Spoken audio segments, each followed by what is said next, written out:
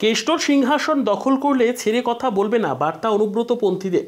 তিহারে বসেই বীরভূম নিজের দলের রাজনৈতিক সমীকরণ সবকিছু দেখতে আর শুনতে পাচ্ছে। কিভাবে সম্ভব হচ্ছে এই সমস্ত? বছরেরও বেশি সময় ধরে জেলবন্দি তিনি। গরু পাচার মামলায় সিবিআই এর হাতে গ্রেপ্তার হওয়ার কয়েকদিন পর থেকে দিল্লির তিহার জেলে রয়েছেন বীরভূমের দাপুটে তৃণমূল নেতা অনুব্রত মণ্ডল। এই প্রথম তাকে ছাড়াই বীরভূমে লোকসভা নির্বাচন হয়ে গেল। আর ২৪-এর লোকসভা নির্বাচনের শেষে এসে বন্দি দশা থেকেই বার্তা দিলেন কেষ্ট। তার অনুপস্থিতিতে জেলার দলীয় সংগঠনে অনেক ফাঁকফোকর তৈরি হয়েছে। তা জানতে পেরে অনুগামীদের উদ্দেশ্যে কেষ্টর বার্তা, আমায় ফিরতে দে, তারপর যা বলার বলবো। অনুব্রত মণ্ডলের আত্মবিশ্বাস কমেনি এতটুকু। তার দাবি, ভোটের পরই জেল থেকে নাকি বেরোবেন তিনি। এমনকি আবার নিজের হাতেই সাজাতে পারেন তৃণমূলের সংগঠন। তিহার জেলে বসেও সব খবরাখবর নেন তিনি। জেলার রাজনীতি, রাজ্য রাজনীতি থেকে দেশের সমস্ত রাজনৈতিক খবরাখবর রাখেন অনুব্রত।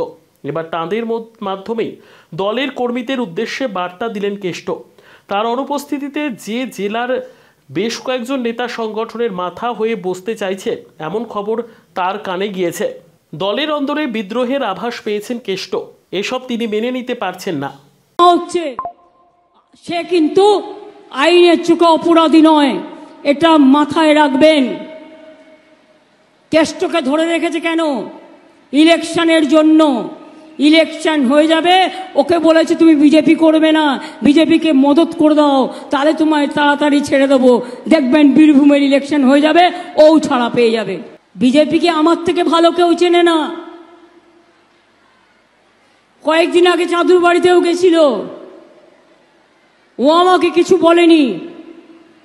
আমি একজনকে জিজ্ঞেস করলাম, তোমাকে তো সিবিআই ডেকেছিল, তা তুমি সকাল থেকে সন্ধ্যা অবধি কি করছিলে? তো বলছে, কি করবো দিদি, আমায় ডেকে বসিয়েই রেখেছে। নিয়ে বলছে, थोड़ा इंतजार करो, सामने कोई पॉलिटिकल बात है। সন্ধ্যেবেলায় কি পলিটিক্যাল বাত?